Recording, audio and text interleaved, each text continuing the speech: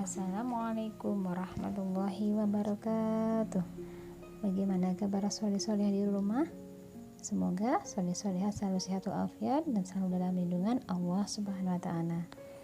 Hari ini kita akan kembali belajar sirah, melanjutkan kisah pekan lalu. Teman-teman masih ingat ya kisah pekan lalu tentang apa teman-teman? Ya, Bunda Aisyah kehilangan kalung. Kisah pekan lalu sampai di Nahri al-Dhahirah, tempat pasukan beristirahat. Disinilah tersiar fitnah terhadap Bunda Aisyah yang bersumber dari mulut Abdullah bin Ubay bin Salul.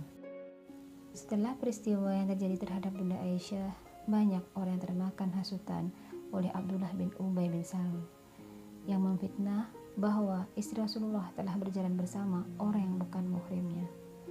Bunda Aisyah tidak mengetahui berita bohong tersebut karena sampai di Madinah Bunda Aisyah jatuh sakit.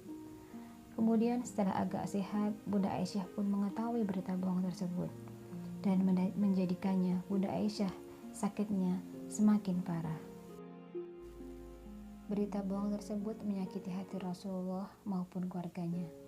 Rasulullah datang mengunjungi Bunda Aisyah yang saat itu dirawat di rumah orang tuanya.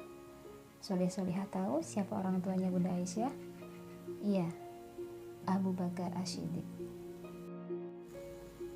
Karena peristiwa tersebut Rasulullah bersabda, "Wahai kaum muslimin, siapa yang akan membelaku dari laki-laki yang telah menyakiti keluargaku dengan menyebarkan berita bohong itu telah menyebut nama seorang lelaki atau syahwan yang aku tidak mengenal lelaki itu kecuali sebagai orang yang baik."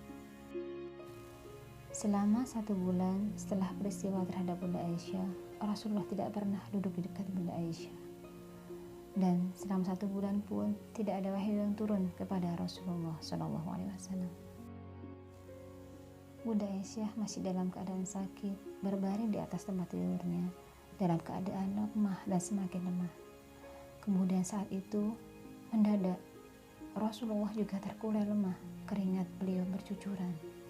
Karena Allah telah menurunkan firman-Nya yang artinya, sesungguhnya orang-orang yang membawa berita bohong itu adalah dari golongan kamu juga.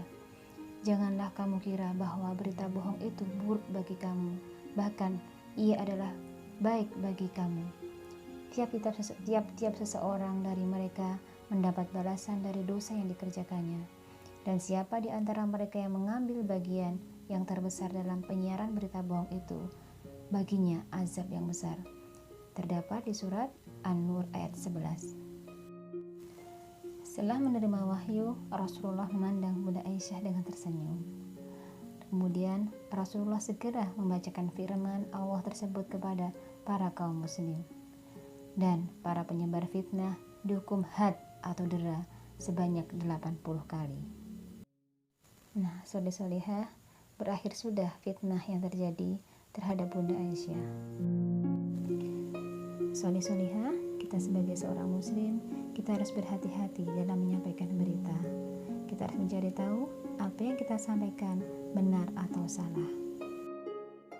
Cukup sekian materi dari Ustazah, semoga bermanfaat.